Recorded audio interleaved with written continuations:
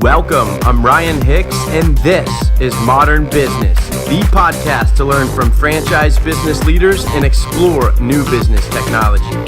Our community is about sharing knowledge and tools that help us achieve our goals in business and beyond. Thanks for being here, and welcome to Modern Business. And we're back. On episode 9, we had Chuck Goetshel on the show, and Chuck gave us advice on selecting a technology vendor for his particular industry, which is a social technology and local page management and reviews management software for franchise chains and for local businesses.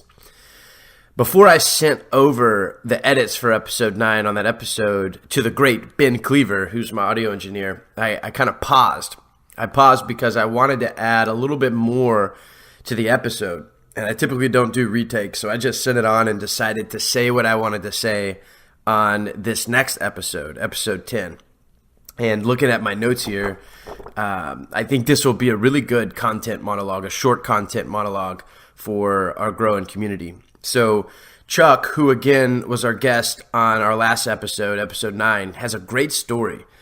He's the author of a book called Says. And I'd like to share a couple of the gold nuggets that I found in the very first chapters of that book.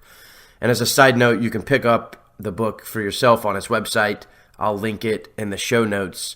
But the two things that I wanted to do on this episode and that I want to do on this episode are, number one, I'm going to read the introduction. It's really short, but Chuck gave me his permission to do so, and I think it's really powerful. And number two, I want to paraphrase an idea that Chuck went on to articulate in the first chapter of his book called Says, and just give you a little bit of a teaser of it here. So jumping into chapter 1 here. This is the introduction for Says by Chuck Goetshel. Simon says, "We all played it as kids. When Simon said to do something, you did it. If you took action outside of Simon Says command, you got busted to the elation of your friends who would jump up and down, all the while pointing at you shouting, 'Simon didn't say, Simon says.' It was just a silly game. However, it wasn't meant to be played for the rest of your life. Our world has an omnipresent voice that in many ways acts just like Simon, dictating for most what they'll be thinking, feeling, and doing for the rest of their lives. Are you still playing Simon Says? Simon says, grow up and act your age. Simon says, collect as much stuff as you can. Simon says, get a job, take an hour lunch, a 2-week vacation, and repeat that process for the next 45 years. Simon says, don't worry if your life doesn't fulfill your mind, body, or soul. Simon says, keep in line and don't make waves. You'll be happy someday. Simon says, the perfect life isn't for you. For just one moment, let's forget what Simon says. What do you say? What does your heart tell you? What are your passions? What are your talents? You've been designed and created with a specific purpose that Simon doesn't care about. Stop playing the Simon Says game.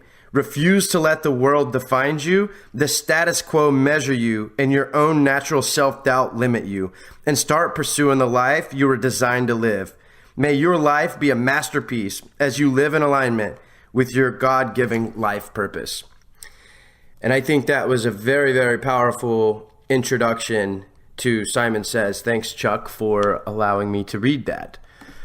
Going into the second topic that I want to cover, I want to paraphrase an idea that Chuck went on to articulate in the first chapter of the book, Simon Says.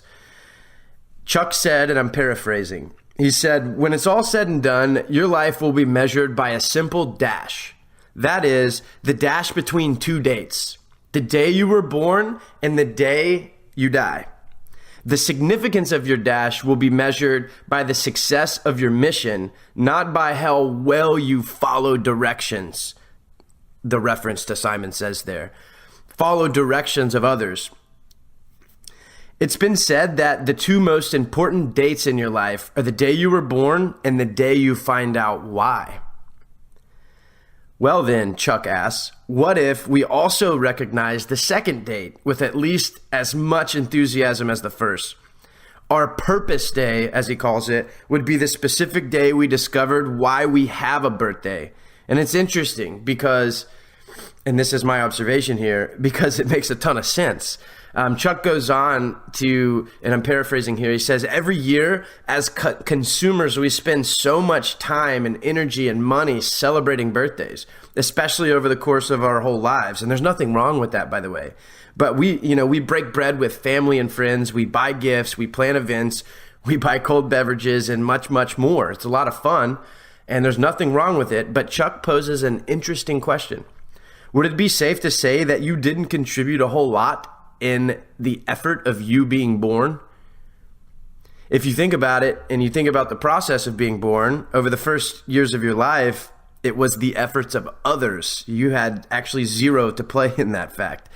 In contrast, Chuck goes on, how much effort does it take to discover your true purpose? So I thought this was interesting. I think it was an interesting line of thinking because it's true. It's very true. As we come up on the time of year where folks start making New Year's resolutions and hopefully setting goals for the year to come, I'd like to issue a challenge to folks to know your purpose day. Think back, find back, point to it, and celebrate it. And if you're still looking for what that is and when that is and what that purpose is, get the book Simon Says and make it your goal in 2018 to find that day and to know it.